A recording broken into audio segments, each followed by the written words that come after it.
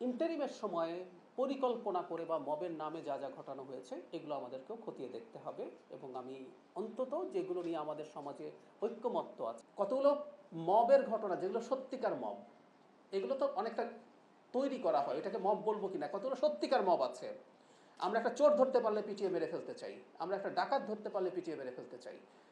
এই সরকারে আমি অন্তত যতদিন আছি, এই সরকার নিজেও চাইবে আমি ওই মবের ঘটনাগুলো নিয়েও ডিল করতে চাইব। এগুলো অপরাধ। ডাকাতকে আপনি হাতে নাতে ধরে ফেললেও তাকে পিটিয়ে মেরে ফেলা যাবে না, পিটিয়ে মেরে ফেলা দূরে থাকুক, পেটানোই যাবে না। এই বার্তাগুলো আমরা যেন মনে রাখি। আমি আসছি জি। এটা আরেকটা কথা একটু বলে রাখা ভালো, মানে এটা নিয়ে আমরা আগে প্রচুর কথা বলেছি। মানে মব কিন্তু একটা স্পন্টেনিয়াস আনস্ট্রাকচার্ড রেসপন্স। আমরা ইন্টারিমের সময় একটা ভিন্ন জিনিস দেখেছি, মানে সেটা হচ্ছে একটা পরিকল্পিত মব। মানে পরিকল্পিত মব হয় না, কিন্তু এই চেষ্টা হয়েছে।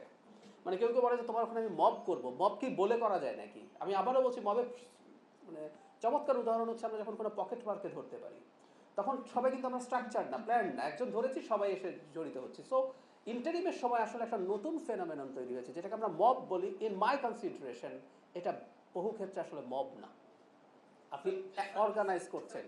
সিলভার টিপ কন্ট্যাক্টে তৈরি নিরাপদ ও নান্দনিক ক্লিক সুইচ নির্ভরতা জীবন জুড়ে। ইনস্ট্যান্টলি যদি ঘটে তারপরও সেটাকে আমরা মব বলতে পারবো। মব মানে যে খারাপ ভালো, আমি সেই তর্কে যাচ্ছি না। আপনি আমার যেটা প্ল্যান্ড না, যেটা স্ট্রাকচার্ড না, সেটা মব। এখন সেই মবের হাতে কখনো কখনো খারাপ কাজ ঘটে, কখনো কখনো আমাদের কাছে অ্যাপারেন্টলি ভালো কাজও ঘটে, হতে পারে। কিন্তু আমরা একটা নতুন ফেনোমেনন দেখছি, বারবার বলছি যে আপনি সব পরিকল্পনা করছেন। ওই পত্রিকা অফিস ঘিরে ফেলো, ওই ওর বাসা ঘিরে ফেলো, ওটা করে ফেলো, এইগুলো তো এক ধরনের পরিকল্পনা করে। ইভেন কুষ্টিয়ার ঘটনাটাও পরিকল্পনা করে করা হয়েছে, তাই না? সো আমরা এটাকে মব বলতে চাই না। এখন এখন আমি ওই জায়গায় আসি, সেটা হলো আপনারা জানেন যে ফৌজদারি অপরাধ তামাদি হয় না। এখন না, আজকে থেকে 15, 20, 25, 30 বছর পরও এই অপরাধ আসলে, যে অপরাধ ঘটেছে। এখন এই অপরাধগুলো কোনটাকে আমরা অপরাধ বলবো? একটা গণ অভ্যুত্থানের সময় আমাদের এই জায়গাটা আমার একটু মাথায় রাখতে হবে। একটা গণ অভ্যুত্থানের সময় আগে পরে, সময়ে এবং পরে একটা ফ্লুইড সিচুয়েশন থাকে, যে আমরা আসলে কোন ঘটনাগুলো, এটা নিয়ে কিন্তু সমাজে ডিবেট আছে, আপনি খেয়াল করবেন। কিছু কিছু ঘটনা নিয়ে ডিবেট আছে, আবার কতগুলো ঘটনার ক্ষেত্রে আমাদের কোনো ডিবেট নেই।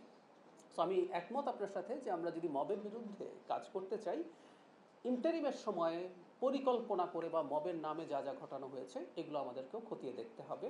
এবং আমি অন্তত যেগুলো নিয়ে আমাদের সমাজে এটা এক মিনিট, এটা কিন্তু মানে আমরা মনে হয় এই সরকারটাকে সবাই আমাদের সরকার বলতে পারে, এমনকি যারা বিএনপিকে ভোট দেননি তারাও।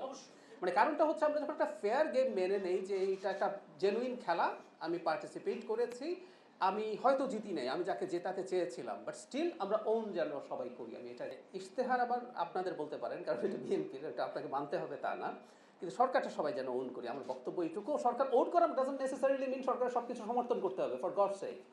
আপনি যা যা সমালোচনা আছে, আমি বললাম তো, আমরা বলি না তোপের মুখে পড়া, আমি তোপের মুখে পড়তে প্রস্তুত হয়েই এসেছি, এবং অনেক ক্ষেত্রে আমি অ্যাপ্লোজাইজ করতে প্রস্তুত আছি যে আমরা এটা পারলাম না, আমরা এটা করবো। ইশতেহার দিয়ে এইটুকু তথ্য আপনাদেরকে জানাই, সেটা হলো সাধারণত কি হয়, যারা চেকস অ্যান্ড ব্যালেন্স করেন, বিরোধী দল, মিডিয়া, তারা চার্জ করেন যে আপনি কি করলেন, এর মধ্যে একটু বলুন, আপনার ইশতেহারে এটা ছিল না। এই সরকারের পক্ষ থেকে একটা পদক্ষেপ নেওয়া হয়েছে অলরেডি। প্রথম মাসের একটা বুকলেট বেরিয়েছে, যেখানে ইশতেহারের কি কি কাজ আমরা 1 মাসে করেছি। এবং আমি আপনাদেরকে স্পষ্টভাবে জানাচ্ছি, যিনি দায়িত্ব প্রাপ্ত হয়েছেন তার সাথে আমার আজই কথা হয়েছে, প্রতি 3 মাস অন্তর অন্তর ইশতেহারের কোন অংশটুকু কতটুকু আমরা বাস্তবায়ন করেছি সেটা আমরা নিয়ে জনগণের সামনে হাজির হব। সো আমরা এই দায়বদ্ধতাটা